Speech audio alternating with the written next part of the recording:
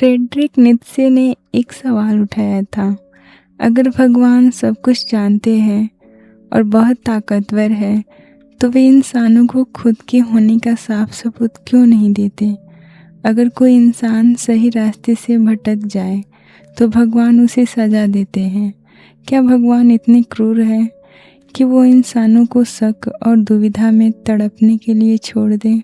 Nietzsche का मानना था कि भगवान इसलिए खामोश है क्योंकि शायद वे है ही नहीं। आज के विचारक जेईल सेलेनबर्ग भी यही कहते हैं। उनका तर्क है कि अगर भगवान सच में हमसे प्यार करते हैं तो वो सबके सामने खुद को साबित कर देते ताकि हम उनसे एक रिश्ता बना सकें। लेकिन भगवान का न दिखना इस बात का सबूत है कि वो नहीं है। हालांकि कुछ लोग कहते हैं कि भगवान के होने के बहुत सबूत हैं, लेकिन असलियत यही है कि भगवान बहुत से लोगों के लिए एक गहरा रहस्य बने हुए हैं। अगर नास्तिकों का जवाब है कि भगवान नहीं है तो आस्तिकों के पास भगवान के छिपके रहने की क्या वजह है? कुछ लोग मानते हैं कि भगवान का छिपना हमारे भले के लिए है। रिचर्ड स्वाइनबर्ग का कहना है कि अगर भगवान हर पल हमारे सामने हो तो इंसान डर के मारे कभी कोई गलती ही नहीं करेगा।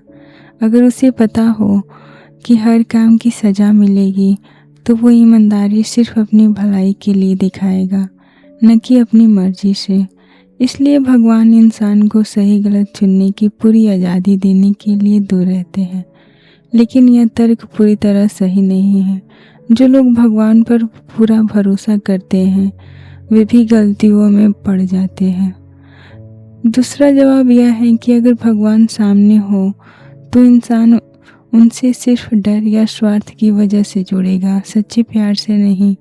लेकिन सोचिए, क्या एक माता पिता अपने बच्चों से छिपकर प्यार करते हैं? माता पिता हमेशा सामने रहकर अपना प्यार जताते हैं, फिर एक अच्छे भगवान ऐसा क्यों नहीं कर सकते? एक और जवाब यह है कि भगवान का छिपना ही इंसान में आस्था को जगाता है। बिना दुविधा के आस्था का कोई मोल नहीं है। लेकिन आस्था क्या है? ज़्यादातर लोग आस्था को विश्वास मानते हैं। थॉमस एक्विनास ने कहा कि जब मन बिना किसी पक्के सबूत के कोई चीज़ मान लेता है तो उसे आस्था कहते हैं। लेकिन क्या हम अपनी मर्जी से कुछ मान सकते हैं? नहीं। हम खुद से नहीं कह सकते कि हम किसी बात पर विश्वास करेंगे। विश्वास तो अपने आप होता है, जिस तरह हमारा दिल धड़कता है। इसलिए विश्वास करने पर किसी को महान या गलत नहीं कहा जा सकता। कुछ लोग कहते हैं कि आस्था विश्वास नहीं बल्कि भरोसा है, जैसे इब्राहिम ने भगवान पर भरोसा किया था। अगर आस्था का मतलब सिर्फ भरोसा है तो फिर भगवान को छिपने की क्या ज़रूरत है? इंसान सामने खड़े भगवान पर भी तो भरोसा कर सकता है। क्या बिना पक्के सबूत के भगवान को मानना गलत है? विलियम क्लेफोर्ड ने एक कहानी सुनाई। एक जहाज़ का मालिक बिना यह जांचे कि उसका जहाज़ मजबूत है या नहीं उसे समुद्र में भेज देता है। जहाज़ डूब जाता है और लोग मारे जाते हैं। क्लेफोर्ड कहते हैं कि उस मालिक को सिर्फ विश्वास के भरोसे इतना बड़ा खतरा नहीं मोल लेना चाहिए था। उनका एक मशहूर नियम है, किसी भी बात पर बिना पक्के सबूत के विश्वास करना हमेशा और सबके लिए गलत है। लेकिन क्या यह नियम सच में काम करता है? हम बहुत सी ऐसी बातें मानते हैं जिनका हमने खुद कोई सबूत नहीं देखा, जैसे वेल का विकास या इतिहास की घटनाएं। हम इन बातों को किताबों या एक्सपर्ट्स के भरोसे मानते हैं। यहाँ तक कि राजनीति, इंसान के अधिकारों और सही गलत के मामलों में भी एक्सपर्ट्स एक राय पर नहीं होते। अगर क्लिफोर्ड का नियम माना जाए तो हम दुनिया की बहुत सी ज़रूरी बातों पर कभी विश्वास ही नहीं कर पाएंगे। इसलिए जब तक हम राजनीति या नैतिकता के उलझे हुए सवालों पर विश्वास कर सकते हैं, तब तक भगवान पर विश्वास करने को भी पूरी तरह गलत या बेवकूफ़ी नहीं ठहराया जा सकता। विलियम जेम्स ने क्लीवुड की बात को गलत बताया।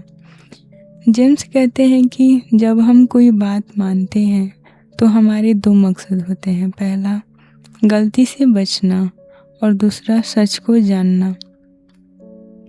क्लीवुड सिर्फ गलती से बचने पर जोर देते हैं। जेम्स इसे उस सेनापति की तरह मानते हैं जो हार के डर से अपनी सेना को युद्ध में भेजता ही नहीं है। जेम्स कहते हैं कि कुछ खास स्थितियों में बिना पूरे सबूत के विश्वास करना सही है, खासकर जब हमारी भावनाएं भी जुड़ी हो। इसके लिए 3 शर्त होनी चाहिए। पहला, वह बात सच होने लायक लगे। दूसरा, वो बहुत ज़रूरी हो। और तीसरा, फैसला टालने का कोई रास्ता ना हो। धर्म के मामले में ये तीनों बातें लागू होती हैं। हम शक करके बैठ नहीं सकते। अगर धर्म सच है और हमने उस पर विश्वास नहीं किया तो हम एक बहुत अच्छी चीज़ खो देंगे। जेम्स का यह मतलब भी हो सकता है कि भले ही हम 100% पक्का न माने, लेकिन हम भगवान को स्वीकार करके आगे बढ़ सकते हैं। ठीक वैसे ही जैसे एक वैज्ञानिक बिना पक्के सबूत के किसी थ्योरी को लेकर प्रयोग शुरू कर देता है। लेकिन जेम्स के विचार पर भी 2 कमियां निकाली गई है। पहला, भावनाओं की कमी। सोरेन कीकेगार्ड मानते हैं कि धर्म में भावनाओं और खतरे का बहुत बड़ा रोल है। अगर हम सिर्फ सबूतों के आधार पर भगवान को मानेंगे तो धर्म का असली मज़ा और जुनून खत्म हो जाएगा। दूसरा, पक्के भरोसे की कमी। एक्विनास जैसे लोग मानते हैं कि आस्था में कोई शक नहीं होना चाहिए। जेम्स का शायद वाला तरीका सच्ची आस्था के लिए काफ़ी नहीं है। दुनिया में इतना दर्द, दुख और बुराई क्यों है? हिटलर के अत्याचार, सीरिया में तबाही, बीमारियां और हिंसा, ये सब भगवान पर एक बहुत बड़ा सवाल खड़े करते हैं। ग्रीक विचारक एपिकुरस ने इस समस्या को बहुत तीखे शब्दों में रखा है। अगर भगवान बुराई रोकना चाहते हैं पर रोक नहीं सकते तो वो सर्वशक्तिमान नहीं है। अगर भगवान बुराई रोक सकते हैं पर रोकना नहीं चाहते तो वो क्रूर है। अगर भगवान शक्तिशाली भी है और अच्छे भी, तो फिर दुनिया में बुराई आई कहाँ से? और अगर वो ना शक्तिशाली है ना अच्छे, तो फिर उन्हें भगवान ही क्यों कहें? यह भगवान को न मानने वाले का सबसे बड़ा हथियार है। कुछ लोग जवाब में कहते हैं कि भगवान उतने ताकतवर या दयालु नहीं हैं जितना हम सोचते हैं, लेकिन ज़्यादातर आस्तिक यह बात नहीं मानते। आस्तिक लोग इसका जवाब एक खास तरीके से देते हैं। वो कहते हैं कि जैसे डॉक्टर का इंजेक्शन या सर्जरी दर्द तो देती है, लेकिन वो किसी बड़ी भलाई के लिए होती है, वैसे ही दुनिया का दर्द भी किसी न किसी बड़ी भलाई के लिए है। इसके 2 बड़े तर्क दिए जाते हैं। पहला, चरित्र निखारने का तर्क। यह तर्क कहता है कि बिना दर्द और बुराई के हम अच्छे इंसान नहीं बन सकते। अगर दुनिया में कोई दुख न हो तो हम दया, क्षमा और बहादुरी जैसे गुण कभी नहीं सीख पाएंगे। लेकिन इसमें कुछ बड़ी कमियां हैं। दुख हमेशा इंसान को अच्छा नहीं बनाता। कई बार दुख से इंसान कड़वा और बुरा भी बन जाता है। क्या हमारी क्षमा करने की खूबी किसी के किए गए जुर्म को जायज़ ठहरा सकती है? बिल्कुल नहीं। अगर दुख और बीमारी हमें अच्छा इंसान बनाते हैं तो क्या हमें अस्पतालों को बंद कर देना चाहिए ताकि लोग बीमार होकर अच्छे इंसान बन सके? यह सोचना ही पागलपन है। जानवर और छोटे बच्चे जो दुख झेलते हैं उनका चरित्र तो निखरता नहीं, वे बस डर जाते हैं। फिर उनके दुख का क्या फ़ायदा?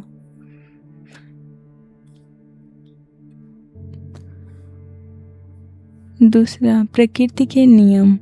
कुछ बुराइयां इंसानों ने नहीं बनाई बल्कि प्रकृति से होती हैं, जैसे बीमारियां, मौत या भूकंप। यह तर्क कहता है कि भगवान ने दुनिया को कुछ पक्के नियमों पर बनाया है ताकि हम उन नियमों को समझकर अपने फैसले ले सकें। अगर आग हमेशा न जलाए तो हम आग के खतरे को कभी समझ नहीं पाएंगे। लेकिन इस पर भी सवाल है, क्या भगवान एक ऐसी दुनिया नहीं बना सकते थे जहाँ पक्के नियम तो हो लेकिन बीमारियाँ या भूकंप न हो? अगर भगवान हमें सिर्फ नियम सिखाना चाहते थे तो उसके लिए इतिहास में इतना खून खराबा और जानवरों का तड़पना जरूरी क्यों था? भगवान हमें ये नियम बिना इतने दर्द के भी तो सिखा सकते थे। भगवान ने बुराई क्यों बनाई? इस सवाल का सबसे मशहूर जवाब है इंसान की आज़ादी। यह जवाब कहता है कि बुराई इसलिए है क्योंकि इंसान के पास कुछ भी चुनने की अपनी आज़ादी है। भगवान ने इंसान को कठपुतली नहीं बनाया। अगर भगवान पूरी आज़ादी देते हैं तो इंसान अच्छे काम भी करेगा और बुरे भी। लेकिन यह जवाब सिर्फ इंसानों द्वारा किए गए बुरे कामों को समझा पाता है। यह भूकंप, बीमारियों या बाढ़ जैसी प्राकृतिक बुराइयों का जवाब नहीं दे पाता। एल्विन प्लाटिंगा जैसे विचारक कहते हैं कि शायद प्राकृतिक बुराइयां भी किसी अदृश्य शैतान के गलत कामों का नतीजा है। हालांकि यह बात पहचानना मुश्किल है। दूसरा सवाल यह है कि इंसान की आज़ादी इतनी ज़रूरी क्यों है कि उसके बदले में दुनिया को यातना, कैपों और अनगिनत तकलीफ़ों की कीमत चुकानी पड़े। जेल मैकी नाम के एक विचारक ने सबसे तीखा सवाल पूछा, भगवान तो सर्वशक्तिमान है, फिर क्या वो ऐसे इंसान नहीं बना सकते थे जिनके पास पूरी आज़ादी भी होती लेकिन वो अपनी आज़ादी से हमेशा सिर्फ अच्छे काम ही चुनते? अगर इंसान एक बार अपनी आज़ादी से सही काम कर सकता है तो वो हर बार भी सही काम कर सकता है। अगर भगवान ने ऐसे इंसान नहीं बनाए तो इसका मतलब है कि भगवान सर्वशक्तिमान या पूरी तरह अच्छे नहीं हैं। प्लाटिंगा इसका जवाब देते हुए कहते हैं कि शायद सर्वशक्तिमान भगवान भी हर मुमकिन चीज़ नहीं कर सकते। हो सकता है कि पूरी आज़ादी और हमेशा सही काम करना, ये दोनों बातें एक साथ हो ही न सकती हो। हालांकि यह एक बहुत पेचीदा दार्शनिक बहस है। मर्लिन एडम्स नाम की विचारक ने ध्यान दिलाया कि कुछ बुराइयां इतनी भयानक होती है कि उनके सामने कोई भी तर्क छोटा पड़ जाता है, जैसे किसी का बुरी तरह रेप करना या धीरे धीरे भूखा मारकर तड़पाना। ऐसे दर्द से इंसान की ज़िंदगी का कोई मतलब ही नहीं बचता। पुराने तर्क कहते हैं कि इन बुराइयों के बावजूद कुल मिलाकर दुनिया अच्छी है। लेकिन एडम्स पूछती है, जिन बच्चों ने अमानवीय जुल्म सहा है वे दुनिया की भलाई के लिए कीमत क्यों चुकाए? भगवान को दुनिया के साथ साथ हर एक जीव के लिए भी अच्छा होना चाहिए। एडम्स कहती है कि इस भयानक दर्द की भरपाई सिर्फ एक ही चीज़ कर सकती है, मरने के बाद भगवान का सीधा और प्यारा साथ। लेकिन इस पर भी सवाल है। पहला, अगर स्वर्ग में ऐसा साथ मिलना ही है तो भगवान ने हमें बिना इतना दर्द दिए सीधे स्वर्ग में क्यों नहीं बनाया? दूसरा, क्या सच में मरने के बाद कोई ज़िंदगी है? और तीसरा, और जानवरों का क्या? जो जानवर बेरहमी से तड़प तड़प कर मरे हैं, क्या भगवान उन्हें भी स्वर्ग में अपना साथ देंगे? कुछ लोग बुराई का कोई कारण ढूंढने की कोशिश ही नहीं करते। उन्हें स्केप्टिकल थिंग्स कहते हैं। उनका मानना है कि हमारा दिमाग बहुत छोटा है, भगवान दुनिया को कैसे चलाते हैं हम यह वैसे ही नहीं समझ सकते जैसे एक छोटा बच्चा डॉक्टर के कड़वे इलाज को नहीं समझ पाता। हो सकता है भगवान के पास बुराई को होने देने का कोई बहुत बड़ा कारण हो जो हमारी समझ से बाहर है। लेकिन इसमें एक बड़ी दिक्कत है। अगर हम मान लें कि हमारी समझ इतनी छोटी है और हमें सही गलत के असल नतीजे पता ही नहीं हैं, तो फिर हम दुनिया में अच्छाई करने की कोशिश ही क्यों करेंगे? एक डॉक्टर को पता होता है कि सर्जरी का दर्द बच्चे की जान बचाएगा। अगर डॉक्टर को कुछ पता ही ना हो तो वो इलाज कैसे करेगा? अगर हम इतने ही नासमझ हैं तो दुनिया को बेहतर बनाने के हमारे सारे काम बेकार हो जाएंगे। इन सारे तर्कों के बावजूद दुनिया में इतनी भयानक बुराई का होना भगवान के होने पर सबसे बड़ा सवालिया निशान बना हुआ है। हम इंसान धार्मिक क्यों हैं? अगर कोई एलियन हमारी धरती पर आए तो वह देखेगा कि विज्ञान भले ही हर जगह ना हो, लेकिन धर्म इंसान की हर बस्ती में मौजूद है। गाना, नाचना और चुटकुले सुनाने की तरह ही धर्म भी इंसानों की एक स्वाभाविक पहचान है। हम धार्मिक क्यों हैं? क्या इसलिए कि हमारे पास भगवान के होने के बहुत तगड़े दार्शनिक सबूत हैं? नहीं, ज़्यादातर लोग किसी तर्क या सबूत की वजह से धर्म नहीं मानते। ज़्यादातर संस्कृतियों में भगवान का होना सूरज निकलने जितना पक्का माना जाता है। जो तर्क दिए भी जाते हैं वे तो सिर्फ उन लोगों को जवाब देने के लिए बनाए गए हैं जो भगवान पर शक करते हैं। असली कारण कुछ और ही है। धर्म पर हमारे भरोसे की जड़ें कहीं और छुपी हैं। पुराने विचारकों का मानना था कि इंसान धर्म की तरफ इसलिए जाता है क्योंकि वह अनजान चीज़ों से डरता है। मौत के डर, प्रकृति की ताकतों और ज़िंदगी की मुश्किलों से बचने के लिए इंसान ने भगवान या धर्म का सहारा लिया। लेकिन आज के विचारक इस बात को पूरी तरह नहीं मानते। वजह यह है कि धर्म हमेशा सुकून नहीं देता। कई बार यह भगवान के गुस्से या नर्क का डर भी दिखाता है। साथ ही समाज की हालत सुधरने के बाद भी लोगों का धर्म से जुड़ाव कम नहीं हुआ। इसलिए आज के विचारक धर्म को इंसान की दिमागी बनावट और समाज की ज़रूरतों से जोड़कर देखते हैं। इसे स्टैंडर्ड मॉडल कहा जाता है। इसके 3 मुख्य हिस्से हैं। पहला, छुपे हुए खतरे को पहचानना। इतिहास में इंसानों को जानवरों और दूसरे इंसानों से बहुत खतरा रहा है। इसलिए हमारे दिमाग में एक ऐसा सिस्टम बन गया है जो किसी भी आहट पर यह मान लेता है कि वहाँ कोई है। जैसे रात में जंगल में पत्ते खड़कने पर हम हवा की जगह भूत या जानवर के बारे में सोचते हैं। यह सिस्टम हाइपर एक्टिव है। इसका फ़ायदा यह था कि अगर शक गलत भी निकला तो भी जान बच जाती थी। यही सिस्टम हमें यह सोचने पर मजबूर करता है कि दुनिया में न दिखने वाले एजेंट मौजूद है। दूसरा, हर चीज़ के पीछे किसी का हाथ ढूंढना। हमारा दिमाग यह मानने के लिए बना है कि कोई भी चीज़ बिना वजह नहीं होती, उसके पीछे किसी की मंशा होती है। जैसे बच्चे मानते हैं कि बादल बारिश के लिए बने हैं, इसी वजह से हम बिजली चमकने या भूकंप आने जैसी घटनाओं के पीछे भी किसी भगवान या ताकतवर एजेंट का हाथ देखते हैं। तीसरा, समाज के नियम मनवाना। समाज के नियम तभी काम करते हैं जब सब लोग उन्हें माने, लेकिन कुछ लोग अपना स्वार्थ देखते हैं। पुराने समय में लोगों से नियम मनवाने के लिए ऊपर वाले का डर सबसे अच्छा तरीका था।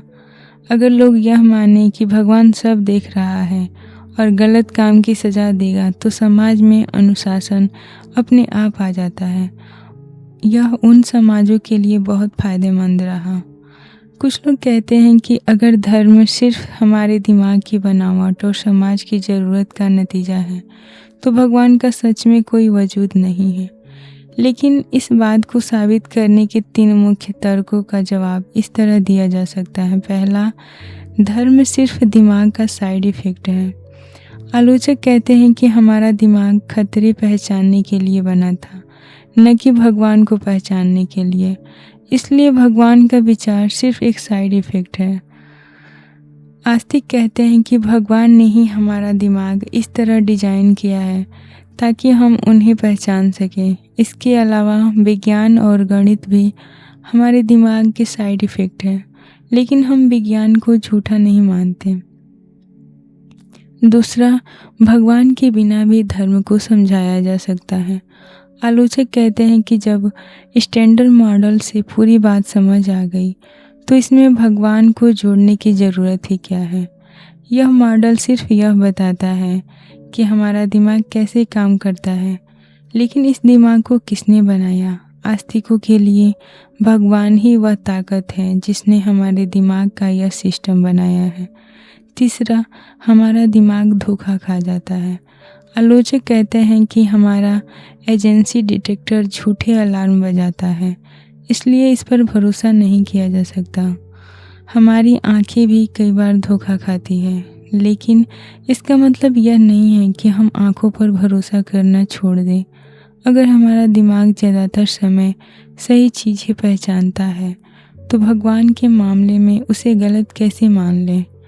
यह मॉडल देखने वाले के नज़रिए पर निर्भर करता है। जो भगवान को नहीं मानते उनके लिए यह मॉडल बताता है कि हमारा दिमाग ही भगवान को बनाता है, लेकिन जो लोग भगवान को मानते हैं उनके लिए यह मॉडल बताता है कि भगवान ने हमारा दिमाग खुद को पहचानने के लिए बनाया है। क्या धार्मिक बातें सच है या सिर्फ भावनाएं? हम रोज़ की ज़िंदगी या विज्ञान में जो बातें कहते हैं उनका एक सीधा सा मतलब होता है। हम सच्चाई बताने की कोशिश करते हैं। ऐसी बातों को रियलिज्म कहते हैं। बहुत से लोग मानते हैं कि धार्मिक बातें भी इसी तरह की सच्चाइयाँ हैं जो या तो सच होगी या झूठ, लेकिन कुछ विचारक इसे नहीं मानते। उनका कहना है कि धार्मिक बातें दुनिया की सच्चाई नहीं बताती, बल्कि वे हमारी भावनाएं या जीने का नज़रिया दिखाती है। इसे एंटी रियलिज्म कहते हैं। इनके मुताबिक भगवान है। कहने का मतलब यह नहीं कि आसमान में कोई बैठा है, बल्कि इसका मतलब है वाह ज़िंदगी कितनी सुंदर है, यह मुझे भरोसा है। पहले एक थ्योरी थी जो कहती थी कि जिस बात को चेक नहीं किया जा सकता उसका कोई मतलब नहीं होता। चूँकि भगवान को लैब में चेक नहीं किया जा सकता, इसलिए भगवान से जुड़ी बातों का बेमतलब माना जाता था। लेकिन यह थ्योरी अब गलत साबित हो चुकी है। असलियत यह है कि जब कोई इंसान कहता है भगवान ने दुनिया बनाई, तो वह सिर्फ अपनी भावनाएं नहीं जता रहा होता, बल्कि उसे सच में विश्वास होता है कि ऐसा हुआ था। अगर यह विश्वास गलत साबित हो जाए तो उसकी सारी भावनाएं और उम्मीदें भी टूट जाएंगी। इसलिए धार्मिक बातों को सिर्फ भावनाएं मानना गलत है। वे हकीकत के बारे में कुछ कहने की कोशिश करती है। भगवान के नाम। इंसान हमेशा से भगवान के नाम को लेकर बहुत रहस्य और आदर महसूस करता है। कई धर्मों में तो भगवान का असली नाम लेना भी मना है। विचारक यह सवाल पूछते हैं कि भगवान के अलग अलग नाम जैसे अल्लाह, ईश्वर या याहवे कैसे काम करते हैं? क्या ये सब एक ही भगवान के नाम हैं या अलग अलग भगवानों के? किसी का नाम दो तरह से काम करता है। पहला, खूबी के आधार पर, जैसे जिसने रामायण लिखी उसका नाम वाल्मीकि है। दूसरा, सीधे संपर्क के आधार पर, जैसे माता पिता ने एक बच्चे का नाम राहुल रख दिया और अब सब उसे उसी नाम से बुलाते हैं, भले ही उसकी कोई खास पहचान ना हो। अगर हम भगवान को सिर्फ एक थ्योरी माने जिसने दुनिया बनाई है, तो भगवान का नाम पहली कैटेगरी में आएगा।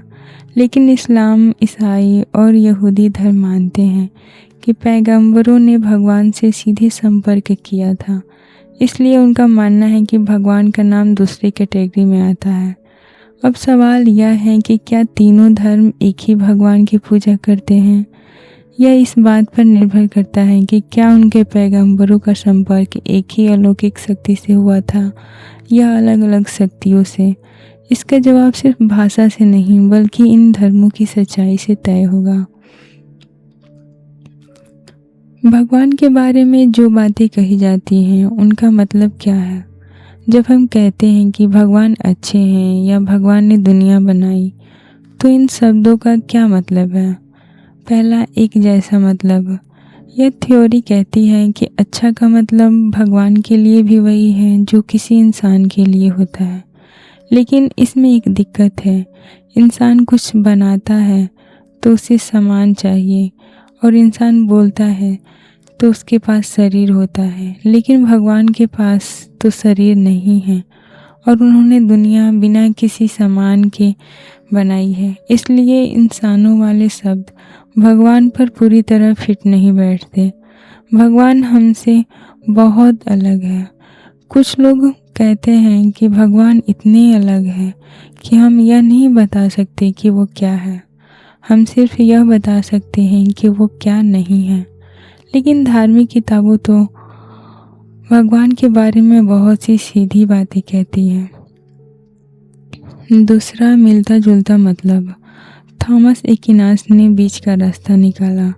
उन्होंने कहा कि जब हम भगवान के लिए कोई शब्द इस्तेमाल करते हैं तो उसका मतलब न तो बिल्कुल इंसान जैसा होता है और न ही बिल्कुल अलग। यह एक उपमा की तरह काम करता है। जैसे पैर असल में शरीर का हिस्सा होता है, लेकिन हम कुर्सी के पैर या झूठ के पैर नहीं होते भी कहते हैं।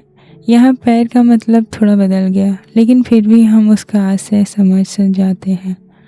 इसी तरह जब हम कहते हैं कि भगवान अच्छे हैं या बनाते हैं, तो इसका मतलब हमारी दुनिया के अच्छे या बनाने से जुड़ा हुआ है, लेकिन वह हमारे जैसा सीमित नहीं है। यह तरीका सबसे सही लगता है, क्योंकि इससे हम भगवान की महानता को भी मान लेते हैं और उनके बारे में बात भी कर पाते हैं। हालांकि यह तय करना अभी भी थोड़ा मुश्किल है कि हम किस शब्द को भगवान पर कैसे लागू करें और इसका पक्का नियम क्या है। मरने के बाद की जिंदगी, मरने के बाद क्या होता है? इंसान हमेशा से यह सोचता रहा है कि मरने के बाद क्या होता है। बेबीलोन के लोग मानते थे कि अगर सही से दफनाया न जाए तो इंसान भूत बन जाता है। मिस्र के लोग मानते थे कि मरने के बाद 42 जजों के सामने परीक्षा देनी पड़ती है। एज़टेक लोगों का मानना था कि युद्ध में मरने वाले तितली बन जाते हैं।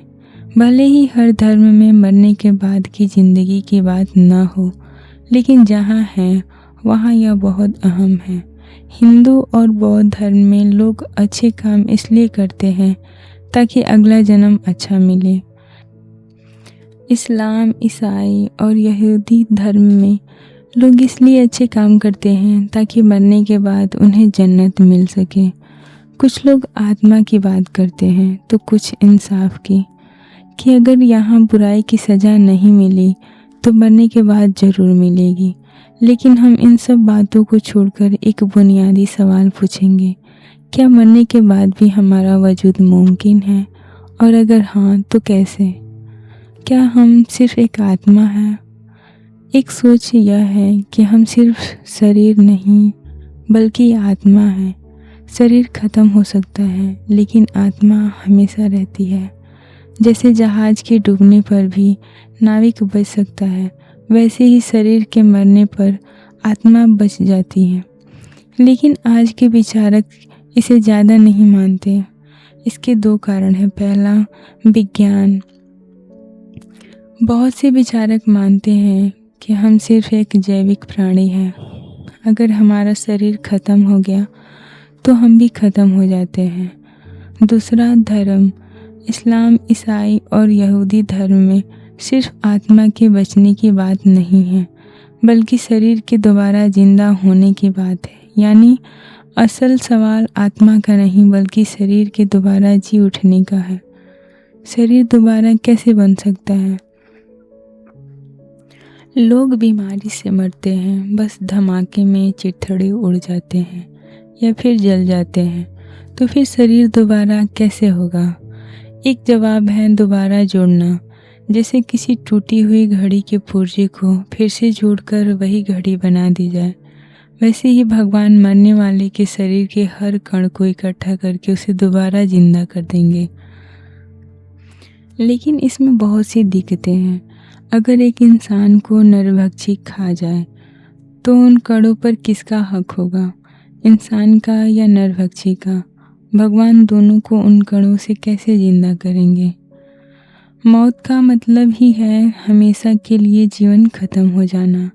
अगर वही शरीर दोबारा जी उठा तो वह इंसान वही नहीं होगा बल्कि उसकी कॉपी होगा। पीटर वेगन ने कहा कि कोई भी जिंदा चीज़ गैप के बाद वापस नहीं आ सकती। अगर एक घड़ी टूटकर फिर से जुड़ जाए तो वह वही घड़ी है, लेकिन एक इंसान अगर पूरी तरह ख़त्म हो जाए और भगवान उसे दोबारा बनाए तो वह उस इंसान की सिर्फ एक कॉपी होगी, वह असली इंसान नहीं होगा। पीटर ने एक और तरीका सुझाया, बॉडी स्नैचिंग। मौत के ठीक पहले भगवान असली शरीर को गायब करके किसी दूसरी दुनिया में ले जाते हैं और यहाँ उसकी जगह एक नकली शरीर छोड़ देते हैं जो जलता या दफनाया जाता है।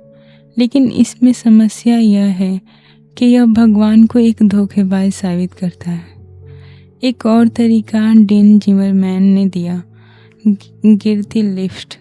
मौत के वक्त आपके शरीर के हर कण की एक कॉपी बनती है जो दूसरी दुनिया में चली जाती है, यानी आप इस शरीर से उस शरीर में छलांग मार जाते हैं। लेकिन यह भी पूरी तरह सही नहीं लगता क्योंकि इसमें भी वही कॉपी वाली समस्या है। सच तो यह है कि शरीर का दोबारा जिंदा होना आज भी एक बड़ा रहस्य है। क्या कोई हमेशा जिंदा रहना चाहेगा? मान लीजिए मरने के बाद की ज़िंदगी मुमकिन है, लेकिन क्या हम सच में हमेशा जिंदा रहना चाहते हैं? ज़्यादातर लोग कहेंगे हाँ, क्यों नहीं, दर्द और बोरियत ना हो तो हमेशा जीना अच्छा है। लेकिन कुछ विचारक ऐसा नहीं मानते। मार्टिन हाइडेगर कहते हैं कि मौत ही जिंदगी को एक मतलब और आकार देती है। अगर जिंदगी कभी ख़त्म ही ना हो तो वह बेमतलब और उबाऊ हो जाएगी। बर्नार्डे विलियम्स का कहना है कि हमेशा जिंदा रहने के लिए हमारा खुद की पहचान बनाए रखना ज़रूरी है, लेकिन एक समय के बाद इंसान खुद से ही बोर हो जाएगा। कुछ लोग कहते हैं कि प्यार, कला, खेल और भगवान की भक्ति ऐसी चीज़ें हैं जिनसे इंसान कभी बोर नहीं होता। लेकिन विलियम्स कहते हैं कि अगर आप इन चीज़ों में पूरी तरह खो गए तो आपका मैं ही ख़त्म हो जाएगा और फिर अमर होने का क्या मतलब रहा। लेकिन क्या सच में खुश रहने के लिए हर वक्त खुद के बारे में सोचना ज़रूरी है? जब हम प्रकृति की सुंदरता में खो जाते हैं और खुद को भूल जाते हैं तो क्या हम जिंदा नहीं होते, बल्कि कई बार खुद को भूलना ही जिंदगी का सबसे खूबसूरत पल होता है।